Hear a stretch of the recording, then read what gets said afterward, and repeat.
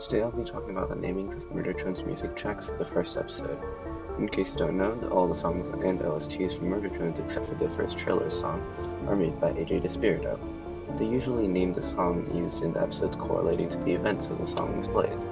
So today I'll be explaining what each of them is referencing and correlated to. The first song, Murdertrones, is just the opening, which makes sense for why it's called Murdertrones. The second song, Uzi Doesn't Read the Assignment, is a reference to the fact that Uzi doesn't know that they were only supposed to do work on a word problem about watermelons, and that repressed emotional baggage is only worth 2 points on the rubric. That Is Chill is a song that plays while Thad is talking to Uzi in the health office, being a chill person.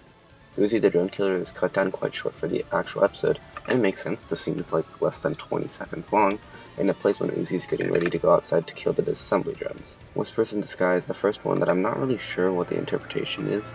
It could mean that the drones are waiting in the sky, it could be the dead drones piled high, or it could just be the fact that when the camera pans up high towards the sky, there are whispers to be heard in the song. Goth Girl Anime Lover vs Wholesome Killer Boy is just a fight between Uzi, the Goth Girl Anime Lover, and N, the Wholesome Killer Boy. N, Disassembly Drone Leader, is played during the scene where N is introducing himself to Uzi, and the title is a reference to the line where N says, "I'm kind of the leader of the squad in this city."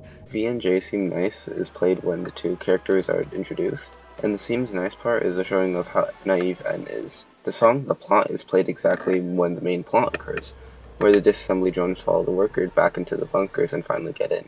Gin Rummy, of course, is a reference to the line, Actually, it's Gin Rummy. And it is played until N crashes down from the vents. The Daddening is a reference to how Uzi's dad just left her to die, an action done by the dad, thus the Daddening.